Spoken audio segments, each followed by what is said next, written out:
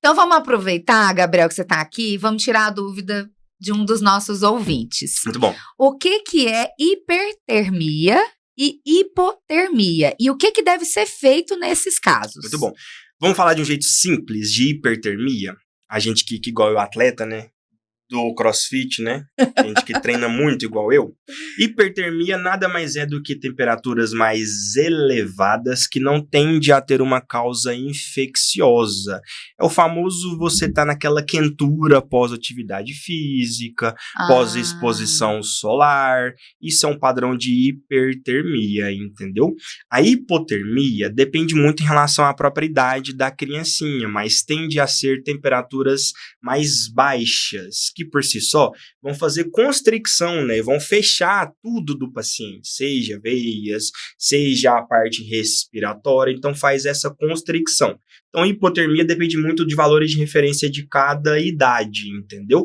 Mas a gente considera valores inferiores a 35 graus, dependendo de cada idade, claro. Mas é isso, hipertermias são um valor especialmente acima de 40 graus que tem fatores exógenos, seja de exercício, seja de ambiente solar, calor em si, que não tem causas infecciosas associadas, como é o caso da febre. E o que tem que ser feito? Muito bom. Hipertermia, diferentemente da febre, a hipertermia, você pode ver que aqueles atletas lá faz um treino de crossfit, um treino de jiu-jitsu, na hora que eles acabam o treino, eles vão pra onde? Banho gelado. Beleza. Então, aí pode. Aí bacana. Quando você está de hipertermia, essa reconstrução muscular que o gelo provoca, assim, a gente entende que eventualmente tem alguns benefícios, apesar de ser horrível aquele negócio, né? Misericórdia, na época de jiu-jitsu eu odiava aquele negócio lá, né? Mas a gente entende que tem alguns benefíciozinhos. Aí você pode fazer essa diminuição abrupta, entendeu? Diferentemente da febre, que como foi a gente que conversou agora. Como é um mecanismo de homeostase, que é um nome difícil, que a gente dá para poder tentar equilibrar as coisas do nosso corpo, a gente faz esse choque térmico que os nossos pais sempre diziam, né? Então, essa variação rápida não pode ser feita na febre, mas em hipertermia, ela pode ser feita. Entendi. E na hipotermia? Hipotermia depende muito qual a causa que ela está associada, né? Se seja uma hipotermia por conta de uma deficiência de oxigênio, que acontece, o paciente tende a ter uma temperatura mais baixa porque não está entrando oxigênio, seja lá por qual for o motivo, uma pneumonia mais grave, um afogamento, enfim, ou propriamente por conta da temperatura fria em si, né? Obviamente, esquentar o paciente é a nossa prioridade, né? Mas a gente segue o mesmo fluxo da febre, de esquentar paulatinamente, né? Não esquentar de uma forma abrupta, porque a gente vai ter repercussão no nosso sistema nervoso central também. Então, é sempre devagar com os seres humaninhos, o mais devagar possível. Com calma. Leve e calmo. Certo. E tem alguma situação que você gostaria de compartilhar com a gente aí do consultório? Demais da conta. Ó, eu vou falar uma coisa que é realidade, que eu acho que acontece muito para quem não é da área da PED, que a gente vê muito isso, né? Que é o famoso intercalar remédio, né? A gente vê isso demais. Ó, você tá com febre, daqui 3 horinhas, seu filho tá com a febre ainda, dá o outro remédio. Eu quase infarto de novo, né? Quando eu vejo um trem desse, né? Misericórdia, tem condição nenhuma um negócio desse. Vamos entender por quê, né? Pra gente poder orientar os papais. Não adianta só falar... ibuprofeno com adipirona. Nossa, ou paracetamol. Arrepiei de A cada raiva. 3 horas, um diferente. Sem ou pode condições. ser até os 3, né? Não, e tem gente que gosta... Não baixou com a dipirona, pode dar o paracetamol na tomar sequência. esse também, né? Igual a gente fazia quando era criança, né? Esse. Misericórdia. Então, o que acontece? Eu sou um cara meio chato. Carol me conhece que eu sou um cara meio chato em termos de dizer que, às vezes, médico não tem que ter opinião. Às vezes a gente tem que recolher a nossa insignificância e entender o que a ciência já fez de estudo pra gente basear aquilo. Então, eu sempre digo isso até pros meus alunos. Ó, às vezes a gente não tem que dar opinião. A gente tem que seguir o que tá na ciência. Então, o próprio protocolo de manejo febril da SBP, a gente tem um estudo de associação da dipirona com paracetamol e junto com ibuprofeno.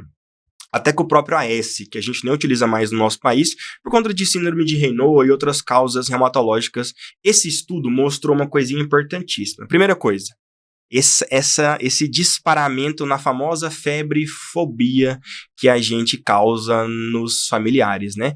Que febre é coisa linda de Deus, é difícil a gente entender isso e acostumar, mas febre é uma coisa boa. Mas o principal, a dose estava sendo errada. Então a gente estava fazendo uma subdose do que o paciente precisaria e um outro motivo específico. Todos esses remédios, dipirona, paracetamol e ibuprofeno, todos eles têm o mesmo receptor. Todos eles agem em inibição de ciclo oxigenase, no PGL2. Chatura falar esses nomes, né? Mas só pra gente poder fingir que a gente sabe muito mesmo, entendeu? Uhum. E aí, esse receptor, se você der uma dipirona e se você der um remedinho em uma meia-vida menor do que 6 horas, ou seja, intervalo menor que 6 horas, esse remédio não tem aonde conectar, você tá desperdiçando dinheiro. Aí eu prefiro que você manda o Pix mesmo, né? Porque vai dar na mesma coisa, você tá desperdiçando dinheiro, você tá colocando remédio a mais na criancinha, e às vezes pode provocar uma hipotensão, às vezes pode provocar uma injúria renal. Tô indo longe só pra poder jogar medo, pra poder parar mesmo, entendeu? Uma reação alérgica, doses erradas, sem conseguir ver se a criancinha realmente tá tendo desconforto, que é o motivo pelo qual a gente trata a febre de criança apenas com desconforto. Se tiver 80 milhões de graus e quebrando a casa, deixa ele quebrar a casa com 80 milhões de graus, entendeu? A gente perde status, até para poder comentar com a gente, né? Quando chegar no pronto-socorro, quando chegar no consultório, saber realmente explicar essa febre do ser humaninho, entendeu? Então, doutor Gabriel, o que fazer em casa com essa criança com febre? Eu tenho uma mamãe, um papai desesperado, o filho tá lá com 39 graus de febre. O que fazer em casa? Seguinte, então como a gente já havia comentado, é importantíssimo a gente entender se essa febre está associada a desconforto ou não. No primeiro período da faculdade, a gente sempre ouve que a clínica é soberana, né? Então eu costumo falar para os papais assim, papai, quer saber de uma coisa? Pega o termômetro e esconde ele num lugar que você nunca mais vai lembrar e foca no seu ser humaninho. Veja se ele tem um desconforto evidente ou não. Quente, você vai conseguir notar se ele está. Mas o importante para a gente é esse desconforto. Está desconfortável e está com comprometimento do estado geral, não precisa esperar 3 dias para ir no pronto-socorro, não precisa esperar 2 dias, pode ir na mesma hora, desde que tenha um comprometimento do estado geral. Não tem um comprometimento do estado geral, a gente consegue resolver isso em casa, de algumas formas. Primeira coisa que a gente conversou hoje, hidratação. Então, assim, hidratação é imprescindível para essas criancinhas, especialmente tendo a noção que criança tende a ter mais doenças virais do que bacteriana, né? Segunda coisa, evitar variação rápida de temperatura. Então, nunca mais fazer banho gelado em criancinha, nem remedinhos, aqueles que colocam em testa, em sovaco, compressas frias Com álcool, misericórdia da conta.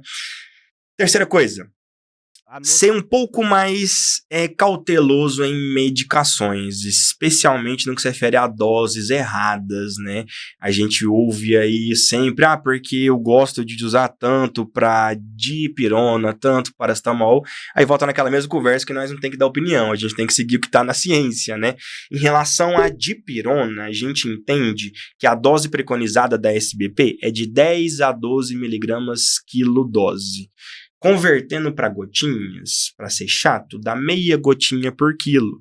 Então pega o peso do seu ser humaninho e divide por 2.